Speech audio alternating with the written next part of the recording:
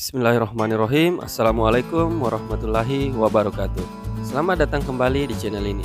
Di sini kita akan melanjutkan pembelajaran kita, di mana di sini kita akan belajar operasi hitung campuran. Nah, sebelum kita lebih jauh membahas mengenai operasi hitung campuran, terlebih dahulu kita mengenal sifat-sifat operasi hitung bilangan. Nah, jadi sifat-sifat operasi hitung bilangan itu ada 3 ya. Ada yang namanya sifat komutatif, ada sifat asosiatif, dan ada sifat distributif. Nah, dari ketiga sifat ini seperti apa sih yang dimaksud? Yang pertama langsung saja kita bahas sifat komutatif. Sifat komutatif disebut juga sifat pertukaran. Dengan sifat komutatif, kita dapat menukar letak bilangan yang akan dihitung tanpa mengubah hasilnya. Operasi hitung yang memiliki sifat komutatif adalah penjumlahan dan perkalian. Oke, langsung saja. Yang pertama, sifat komutatif pada penjumlahan. Sifat komutatif dapat kita terapkan pada operasi penjumlahan ya. Sifat komutatif pada penjumlahan dapat dinyatakan dalam bentuk berikut. Nah, jadi kita harus pahami ya. Sifat komutatif pada penjumlahan A tambah B itu sama dengan B tambah A. Jadi untuk penjumlahan bisa ditukar antara yang di depan dengan yang di belakang. Hasilnya akan tetap sama. Nah, contohnya kita perhatikan soal-soal berikut. Dengan menerapkan sifat komutatif, hasil dari 25 ditambah 75 adalah. Nah, jadi cara pengerjaannya seperti ini ya, menggunakan sifat komutatif. 25 ditambah 75 itu sama saja dengan 75 ditambah 25. Hasilnya sama-sama tetap 100. Jadi hasil dari 25 tambah 75 adalah 100. Nah, contoh yang kedua bisa kita perhatikan dari soal 88 ditambah 27. Nah, cara pengerjaannya 88 ditambah 27 sama dengan 27 ditambah 88. Hasilnya 115. Jadi hasil dari 88 ditambah 27 adalah 115. Jadi untuk penjumlahan seperti itu, dia bisa ditukar. Jadi kita menerapkan sifat komutatif. Jadi sampai di sini untuk sifat komutatif pada penjumlahan sudah paham ya. Nah, selanjutnya kita coba pahami sifat komutatif pada perkalian. Sifat komutatif juga dapat kita terapkan pada operasi perkalian ya. Sifat komutatif pada perkalian dapat dinyatakan dalam bentuk sebagai berikut. Jadi perhatikan ya, untuk sifat komutatif pada perkalian, A kali B sama dengan B kali A. Nah, agar lebih mudah memahaminya, coba perhatikan contoh soal berikut ya, agar lebih mengerti. Nah, misalnya yang pertama, hasil dari 9 dikali 24 adalah. Nah, cara pengerjaannya seperti ini. 9 dikali 24 sama dengan 24 dikali 9. Hasilnya 216. Jadi hasil dari 9 dikali 24 adalah 216. Jadi di sini kita bisa menerapkan sifat komutatif, yaitu pertukaran. Hasilnya tetap sama ya. Nah, yang kedua contohnya bisa kita perhatikan. Hasil dari 18 dikali 25 adalah.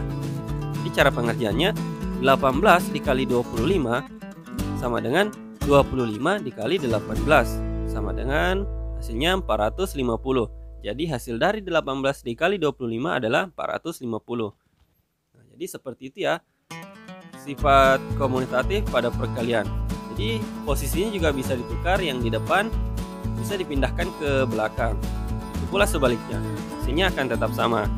Nah, sifat komutatif atau pertukaran hanya berlaku untuk penjumlahan dan perkalian ya. Nah, sampai di sini tentu sudah paham ya seperti apa itu sifat komutatif pada operasi hitung bilangan. Selanjutnya kita akan membahas sifat asosiatif.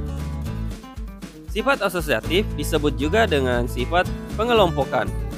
Dengan sifat asosiatif, kita dapat menentukan hasil operasi hitung dari 3 bilangan atau lebih. Operasi hitung yang memiliki sifat asosiatif adalah penjumlahan dan perkalian. Nah, yang pertama, sifat asosiatif pada penjumlahan. Sifat asosiatif dapat kita terapkan pada operasi penjumlahan. Sifat asosiatif pada penjumlahan dapat dituliskan dalam bentuk berikut. Nah, jadi seperti ini ya.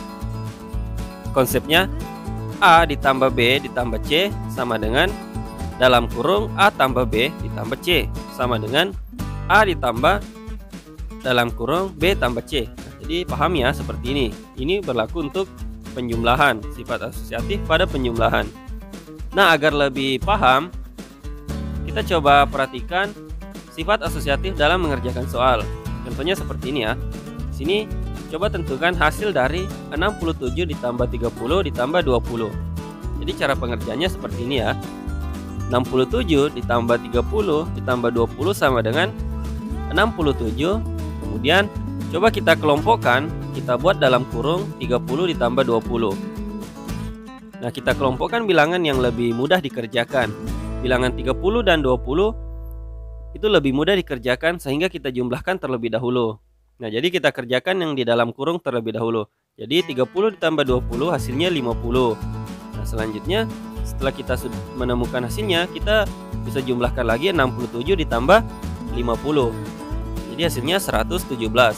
Jadi hasil dari 67 ditambah 30 ditambah 20 adalah 117. Nah, seperti ini ya contohnya. Jadi lebih mudah kita mengerjakan operasi bilangan. Nah, selanjutnya sifat asosiatif pada perkalian. Sifat asosiatif juga dapat kita terapkan pada operasi perkalian ya. Sifat asosiatif pada perkalian dapat dituliskan dalam bentuk seperti ini. Nah, jadi A dikali B dikali C itu sama dengan A dalam kurung A kali B dikali C. Atau bisa juga A dikali dalam kurung B kali C. Nah, jadi kita dapat menggunakan sifat asosiatif saat mengerjakan soal perkalian.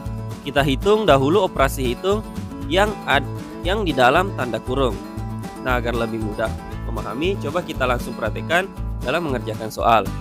Nah, coba tentukan hasil kali dari 25 dikali 4 dikali 9. Jadi cara pengerjaannya seperti ini ya. 25 dikali 4 dikali 9 itu sama dengan kita buat kurung. Kita buat dalam kurung 25 dikali 4. Nah, kita kelompokkan bilangan yang lebih mudah dikerjakan. Karena bilangan 25 dikali 4 itu lebih mudah dikerjakan, sehingga kita kalikan terlebih dahulu. Nah, jadi kita kalikan yang dalam kurung dulu, 25 dikali 4. Nah, setelah kita temukan hasilnya 25 dikali 4 itu sama dengan 100. Selanjutnya kita tinggal kalikan dengan 9. Jadi 100 dikali 9 sama dengan 900. Nah, jadi hasil dari 25 dikali 4 dikali 9 adalah 900. Nah, jadi lebih mudah kan kita mengerjakan perkalian dengan sifat asosiatif ini. Nah, jadi kita harus pahami ya, penting kita pahami bahwa sifat asosiatif atau pengelompokan hanya berlaku untuk penjumlahan dan perkalian 3 bilangan atau lebih ya. Nah, sampai di sini sudah paham kan? Selanjutnya kita coba pahami yang namanya sifat distributif. Sifat distributif disebut juga sifat penyebaran. Sifat distributif dibedakan menjadi sifat distributif perkalian terhadap penjumlahan dan sifat distributif perkalian terhadap pengurangan. Dengan sifat distributif kita lebih mudah menghitung perkalian bilangan yang cukup besar ya. Nah, kali ini kita akan bahas yang pertama, sifat distributif perkalian terhadap penjumlahan. Nah, jadi langsung saja kita perhatikan dalam mengerjakan soal. Tapi terlebih dahulu kita pahami ya rumus dari distributif perkalian terhadap penjumlahan ini. Nah, contohnya di sini seperti ini rumusnya ya. A dikali dalam kurung B tambah C. Jadi itu bisa kita distributifkan atau kita bisa buat penyebaran seperti kita kurung A kali B ditambah dalam kurung A kali C. Nah, seperti ini ya rumusnya. Oke. Selanjutnya kita coba pahami sifat distributif perkalian terhadap pengurangan. Nah, sifat distributif perkalian terhadap pengurangan kita dapat menuliskannya dengan rumus seperti ini ya. A dikali dalam kurung B dikurang C sama dengan dalam kurung A kali B dikurang A kali C. Nah, jadi hampir mirip ya dengan distributif perkalian terhadap penjumlahan tadi, cuman yang membedakan di sini kita menggunakan kurang. Jadi nanti setelah dikurung A dikali B, kita kurangkan hasilnya dengan yang dikurung kedua. Nah, silakan dicoba ya dengan memperhatikannya dalam mengerjakan soal. Nah, contohnya ada seperti ini ya, silakan diperhatikan. Nah, perlu kita ingat atau pahami bahwa sifat distributif atau penyebaran dapat digunakan untuk mempermudah perkalian bilangan yang cukup besar ya. Jadi untuk pembelajaran kita pada kesempatan ini saya rasa cukup sekian ya. Kita sudah belajar tadi operasi hitung campuran, yaitu dengan mengenal sifat-sifat operasi hitung bilangan. Oke, untuk selanjutnya silakan dinantikan ya video pembelajaran kita yang berikutnya.